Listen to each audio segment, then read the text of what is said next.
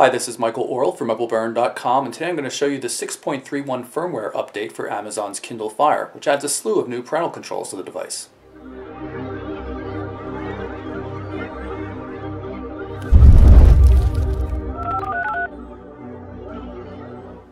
Okay, so before we jump into the settings to take a look at the new parental controls, take a look across the top, the main menu here in the Kindle Fire. Notice that all the menu items are highlighted.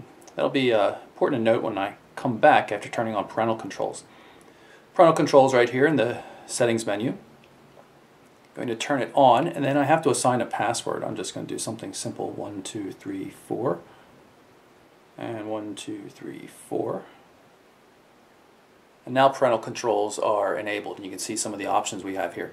You can turn the web browser on and off, password restrict purchases and video playback such as Amazon Prime Video, Instant Video.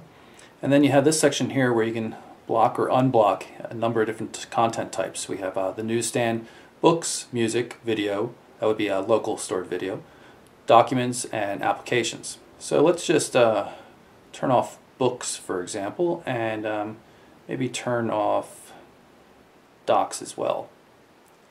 We'll go back, and of course the protect Wi-Fi with a password, that option's been around for a little while, and you have the ability to change the password as well. Alright, so let's go back to the home screen, and now look what's happened.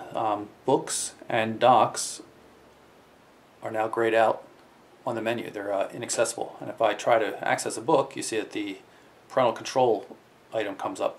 Now unfortunately it does not give you the ability to just enter the password and bypass it, which means if you actually want to read that book now, you have to turn off parental controls, or at least turn off the blocking of books in order to do so, by going in here and then entering the password and then turning off the block for books. If they're going to ask you for the password anyway, they ought to let you just do it temporarily and get to the darn book just by entering your password instead of having to reconfigure everything. If we jump into apps and then go to the store, I'll be able to show you how it handles the purchasing of applications and other goods slightly differently. Notice now it's asking for the parental control password instead of just offering to go to the parental controls. This is makes much more sense. I can just enter my password now, 1 2 3 4, and go ahead with the purchase and be done. And everything's still locked up tight. It's kind of like how iOS works on the iPad and the iPhone. Asks you for the password before a purchase can be made. It's really what it ought to do for the other items too. So let's go into the Amazon store application and see if it handles that the same way. Add to cart. Go to cart and then check out, and it's going to ask me for the parental control password.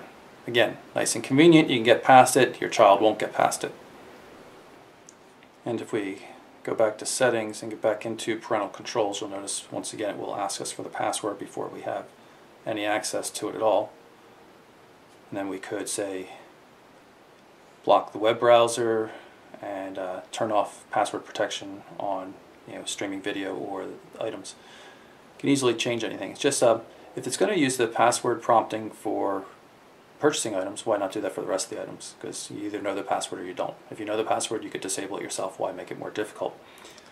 Though it is certainly a step forward, it'll give parents a little bit more control over what their children can do with their Amazon Kindle Fire tablet. So it's definitely a good thing to have anyway. So there you have it. That's the 6.31 firmware update for the Amazon Kindle Fire. For MobileBurn.com, I'm Michael Orrell. Thanks for watching.